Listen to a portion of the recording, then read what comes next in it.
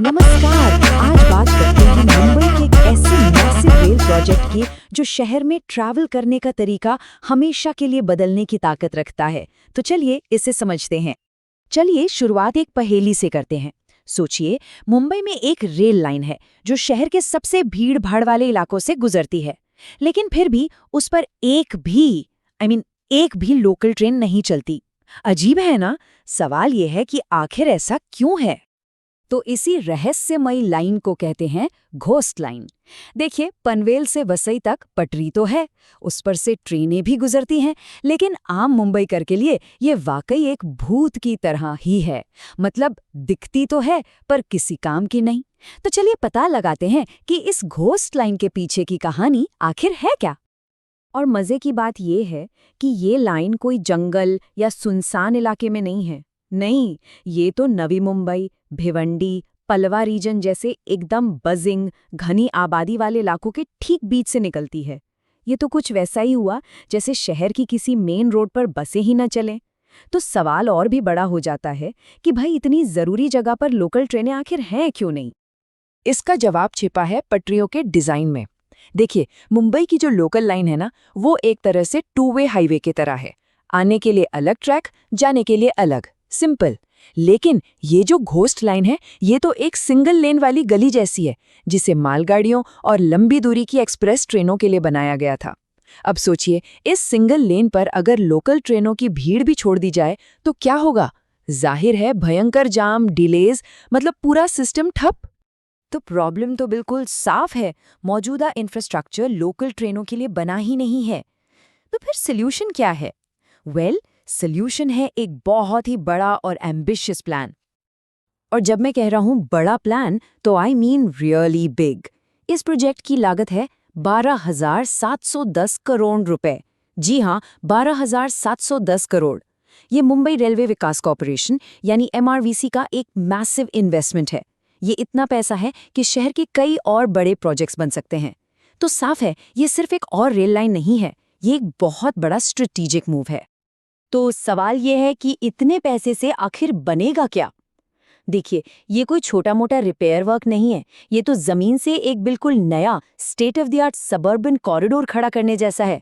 मतलब लोकल ट्रेनों के लिए अपनी खुद की डेडिकेटेड पटरियां होंगी, मॉडर्न सिग्नलिंग सिस्टम होगा जिससे ट्रेनें ज्यादा फास्ट और ज्यादा फ्रीक्वेंसी पर चल पाएंगी। और हाँ, हर स्टेशन पर वो सारी फैसिलिटीज होंगी जो एक मुंबईकर एक्सपेक्ट करता है। लेकिन रुकिए, एक नई लाइन बनाना तो सिर्फ आधा काम है। इस प्रोजेक्ट का जो असली मैजिक है, जो इसे सच में एक गेम चेंजर बनाता है, वो है इसका कनेक्शन। चलिए देखते हैं कि ये लाइन मुंबई के मौजूदा नेटवर्क से कैसे जुड़कर कमाल करने वाली है। और ये है इस प्रोजेक्ट का मास्टर स्ट्रोक। ये नई लाइन वसई के पास जाकर सीधा वेस्टर्न लाइन से कनेक्ट हो जाएगी। इसका मतलब क्या है? इसका मतलब ये है कि पनवेल या भिवंडी में रहने वाला कोई भी इंसान पहली बार without changing a single train सीधा बोरीवली या उससे भी आगे तक पहुंच सकेगा। ये वो कनेक्टिविटी है जिसके बारे में आज से पहले कोई सोच भी नहीं सकता था। तो एक आम कम्यूटर के लिए ये सफर कैसा होगा? चलिए एक जर्नी पर चलते हैं। सोचिए, पनवेल या भिवंडी के एक चमचमाते नए स्टेशन से ट्रेन पकड़ी, नए कॉरिडोर पर नॉर्थ की तरफ गए और वसई में बिना किसी झंझट के सीमलेसली ट्रेन वेस्टर्न लाइन पर आ गई और सीधा बोरीवली स्टेशन पर ड्रॉप कर दिया। वो सफर जिसमें पहले घंटों लगते थे और कई ट्रेनें बदलनी पड़ती थी, अब वो एक स्मूथ डायरेक्ट राइड बन जाएगा। तो ये तो हो गई प्रोजेक्ट की टेक्निकल डिटेल्स, लेकिन आखिर इसका फायदा किसे होगा? मतलब जमीन पर कौन से लोग और कौन से इलाके हैं जिन्हें इससे सबसे ज्यादा राहत मिलने वाली है? अगर आज की बात करें तो इस रूट पर गिने चुने स्टेशन हैं, पनवेल, कोपर, भिवंडी रोड। और ये भी ज्यादातर लॉन्ग डिस्टेंस ट्रेन्स या मालगाड़ियों के लिए है, मतलब डेली कम्यूटर्स के मतलब के नहीं है। लेकिन अब जरा प्रपोज्ड नए स्टेशनों की लिस्ट पर नजर डालिए। New Panvel, Thimghode, Pisarve, new Dombivli. List लंबी है। ये सिर्फ कुछ नए स्टॉप नहीं है, ये तो उन लाखों लोगों के लिए एक लाइफलाइन है जो इन तेजी से ग्रो कर रहे इलाकों में रहते हैं लेकिन पब्लिक ट्रांसपोर्ट से कटे हुए थे। तो सबसे ज्यादा फायदा किसे मिलने वाला है? दो की ग्रुप्स को। पहला, पलवा जैसे नए रेजिडेंशियल एरियाज में रहने वाले लोग और उनके परिवार। और दूसरा भिवंडी, जो कि एक बहुत बड़ा इंडस्ट्रियल और लॉजिस्टिक्स हब है। वहाँ काम करने वाले हजारों लाखों लोगों के लिए कम्यूट करना अभी एक नाइटमेयर है, जो इस लाइन के आने से बदल जाएगा। और भिवंडी की बात करें तो ये आर्थिक रूप से इतना इम्पोर्टेंट शहर है, देश का एक बड़ा लॉजिस्टिक्स हब है। लेकिन सोचिए, अब तक इसके पास कोई प्रॉपर सबर्बन रेल कनेक्टिविटी नहीं थी। ये कनेक्शन उसके लिए एक लॉन्ग ओवरड्यू लाइफलाइन है, जो शहर की सड़कों पर से ट्रैफिक का बोझ भी जबरदस्त तरीके से कम करेगी। तो हमने देख लिया कि ये कॉरिडोर कैसे काम करेगा और किससे फायदा होगा।